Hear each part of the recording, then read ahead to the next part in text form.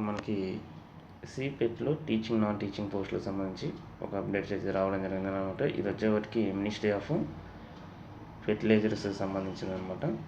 ఇక ఈ యొక్క central institute of petrochemicals engineering and technology సిపెట్కి సంబంధించి ఈ యొక్క కాంట్రాక్ట్ బేస్ పద్ధతిని వీటిని భర్తీ అయితే జరుగుతుందనమాట. మొత్తం వేకెన్సీస్ వచ్చేప్పటికి 14 అనమాట. లెక్చరర్స్ 5, ఇవి వచ్చేప్పటికి chemistry, physics, mathematics, plastics engineering and technology workshop practice అనమాట. Assistant placement consultants 1, assistant librarian 1, instruction skill development 4 అనమాట. ఇక్కడ లైబ్రేరియన్ పోస్ట్కి సంబంధించి మనకి అసిస్టెంట్ లైబ్రేరియన్ ఒకటి ఉందన్నమాట వేకెన్సీ.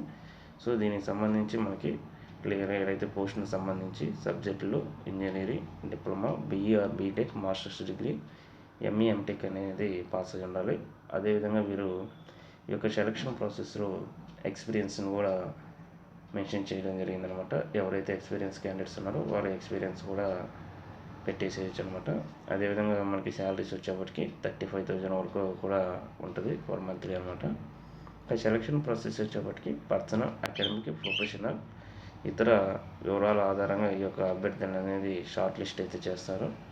షార్ట్ లిస్ట్ చేసిన వారిని సంస్థల ఇతర పద్ధతుల ఆధారంగా ఈ యొక్క సెలక్షన్ ప్రాసెస్ అయితే ఉంటుందంటూ క్లియర్గా ఇవ్వడం జరిగిందనమాట. మనం దీన్ని ఆఫ్లైన్ మాత్రమే అప్లై చేసుకోవాలి. మార్చి 31 అనేది లాస్ట్ డేట్ అనమాట. వెబ్సైట్ కూడా మనకి క్లియర్గా ఇవ్వడం జరిగిందనమాట. సో ఇది మనకి ఈరోజు లైబ్రరీ జాబ్కి సంబంధించినటువంటి అప్డేట్స్ అనమాట. ఇలాంటి మరిన్ని అప్డేట్స్ కోసం ఈ యొక్క ఛానల్ని లైక్ చేయండి, షేర్ చేయండి, సబ్స్క్రైబ్ చేయండి. Thank you.